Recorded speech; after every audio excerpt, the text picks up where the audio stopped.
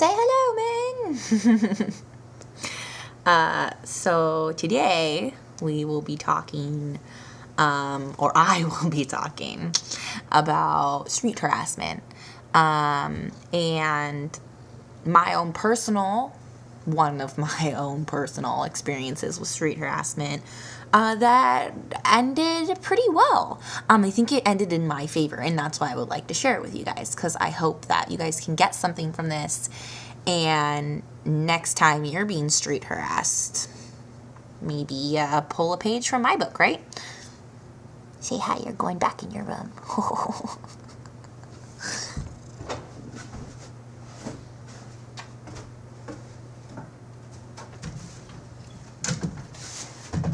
Okay, so I'm from Seattle, right? And my boyfriend lives in Issaquah, and if anybody's familiar with Washington or the Seattle area in general, you know that Issaquah is not that far from Seattle, and it's along the I-90 corridor. And Bellevue is kind of in between Issaquah and Seattle.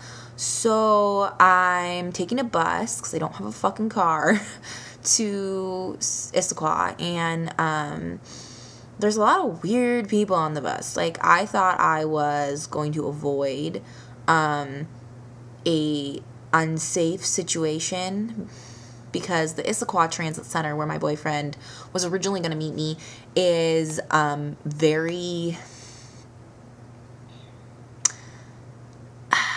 there's not a lot of people around. There's not a lot of people around at all.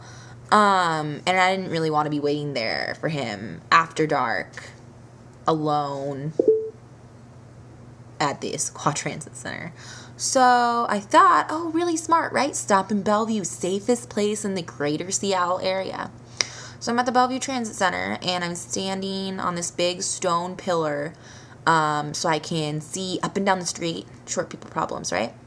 So I'm standing on this, and I am just bundled up because it's freaking cold.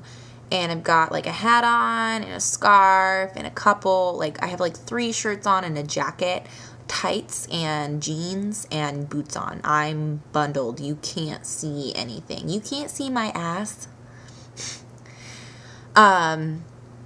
And I hear this kind of like, hey girl, hey. And I'm like, God, that sounds like someone's fucking harassing me. So I like look over my shoulder, and sure enough, there's like a group of 3 kids walking up. And the one that's talking to me is this kind of, looked like he was the oldest one. Looked like he was maybe 16, 17, maybe 18. And so I'm just like, whatever, Sarah, like, just ignore him, right? Like, because that's what everyone tells you you're supposed to do. Just ignore it. It'll go away. I felt safe, which is why I chose to do this. I would not recommend, I guess, doing this if you didn't feel safe, because this could definitely elicit a super bad reaction from somebody.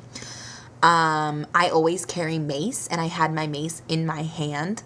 And I think that's part of the reason that I felt so comfortable doing this, and also because there were other people at the bus stop with me who, while maybe they didn't say anything, I felt like would at least call the police if he started beating the shit out of me. Maybe. So, he sits down parallel to me, like 10 feet away, and he just keeps going at it, and he's like, damn, you're pretty, where are you going? Huh? What are you doing? And so I just turned to him, and I'm just like, very calmly, but very firmly, I was like, why do you think it's okay to talk to me like that? Like, why do you think it's okay to say those things to me? Is it because I'm a girl? Because I'm still a person, and it doesn't make you cool what you're saying. It makes you a fucking creep. And he was just kind of like, ooh, and just kind of started looking at his phone and didn't say anything.